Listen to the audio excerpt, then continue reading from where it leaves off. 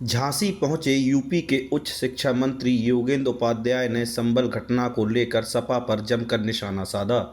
उन्होंने कहा कि अपराध और अपराधियों को संरक्षण देना सपा का ट्रैक रिकॉर्ड रहा है। उन्होंने सवाल उठाया कि रामगोपाल व अखिलेश ने क्यों नहीं पूछा कि पत्थर किसने फेंके व तमंचों से गोली किसने चलाई।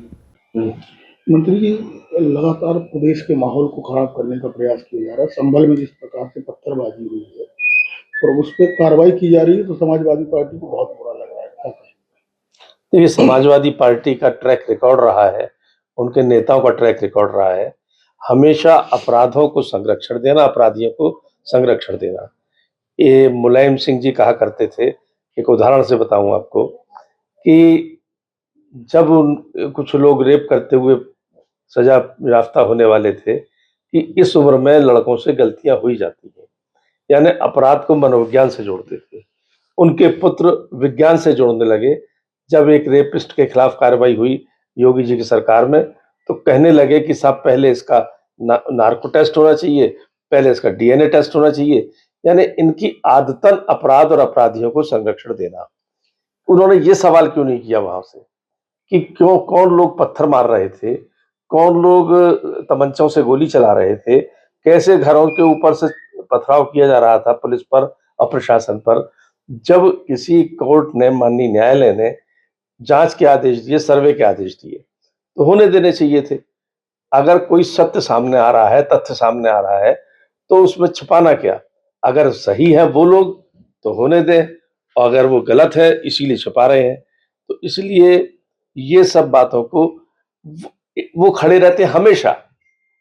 रामगोपाल जी ने कभी ये नहीं पूछा कि इन्होंने पत्थर क्यों मारे, ये पूछ रहे हैं कि साहब उन्होंने गोली क्यों चलाई। तो कानून व्यवस्था को चाक चौबंद करने के लिए योगी सरकार में जो कुछ किया जाएगा, अपराधियों को पनपने दिया जाएगा। चाचा शिवपाल कह रहे हैं कि सरकार बेईमान है, सरकारी टीम पर हमें विश्वास नहीं है। चाचा शिवपाल कैसे हैं इसके बारे में मुझे कुछ कहना नहीं, और ये सरकार बेईमान है अगर वो आरोप लगाते हैं, तो उनकी सरकार कैसी थी अखिलेश जी की, ये भी उनको समझ में आना चाहिए।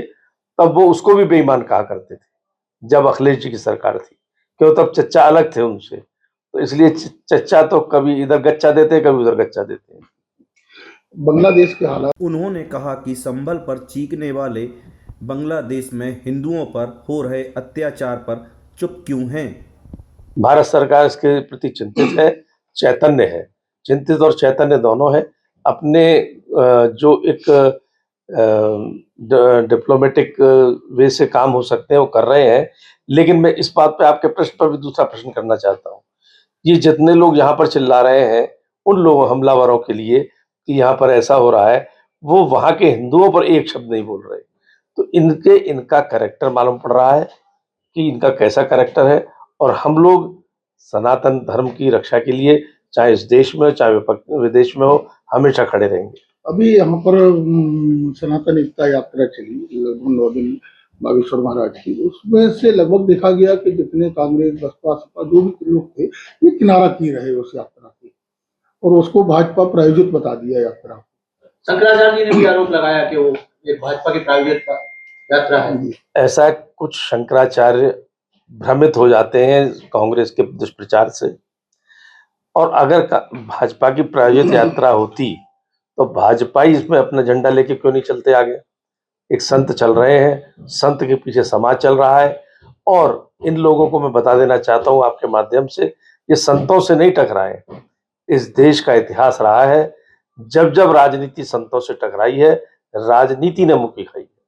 अब बदायूं में भी जामा मस्जिद में शिवलिंग की दावा किया जा रहा है, आगरा में भी किया गया। तो क्या मंदिरों को मस्जिदों को मंदिरों में तब्दील किया जा रहा है? देखिए, बहुत से इतिहासकारों का मानना है, उन्होंने तथ्यों सहित रिपोर्ट दी है कि ये जो मंदिर को तोड़कर मस्जिद बनाई गई, एक कुव्वत उल इस्लाम मस्जिद है, उसमें सभी 27 मंदिरों के, जैन और हिंदू मंदिरों को तोड़कर उसके मलबे से बनाई गई थी, ये जताने के लिए कि इस्लाम की कुव्वत देख लो तुम हिंदुस्तान के लोगों। तो ये सब जब ऐसा किया गया तो उस पर उंगली उठना स्वाभाविक है। लेकिन अगर सर्वे होता है, माननीय न्यायालय आदेश देते हैं, तो सत्य को सामने आने दीजिए ना, दूध का दूध पानी का पानी होने दीजिए। अगर वहां पर कुछ ऐसा निकलता है तो स्वीकार करना चाहिए अल्पसंख्यक समाज को भी, नहीं निकलता है तो बहुसंख्यक समाज तो स्वीकार कर ही रहा है उनको एज मस्जिद। लेकिन मोहन भागवत जी भी अजमेर शरीफ, बदायूं व आगरा जामा मस्जिद में सर्वे के सवाल पर उन्होंने कहा कि सर्वे होने दें, दूध का दूध और पानी का पानी हो जाएगा। शिवसेना नेता संजय राउत द्वारा प्रियंका को शेरनी बताने के सवाल पर उन्होंने कहा कि कभी वह बाला साहब को शेर कहते थे, अब प्रियंका वाड्रा को शेरनी कह रहे। महाराष्ट्र चुनाव में खुद पंचर हो गए। चाहिए, हर मस्जिद में मंदिर नहीं तलाशना चाहिए। नहीं, ये वहाँ के स्थानीय लोगों का विषय है। वो कभी ना तो संघ के लोग की जो प्रायोजित कार्यक्रम है, ना बीजेपी का है। लेकिन जो लोग जाते हैं, जिन लोगों को ये एहसास है, जैसे मैं बताऊं, मुझे मालूम है कि जब कुतुब मीनार के बारे में मैंने पढ़ा था, पी एन ओक ने लिखा है कि वह भी हिंदू देवी देवताओं के मंदिरों को तोड़ के बनाए गए मलबे से है। और मुझे ध्यान है कि 1989 की बात हो रही होगी, 88 की, वहां पर रेनोवेशन हो रहा था। रेनोवेशन करके उनके पत्थर निकाले जा रहे थे, अखबारों का विषय बना था ये।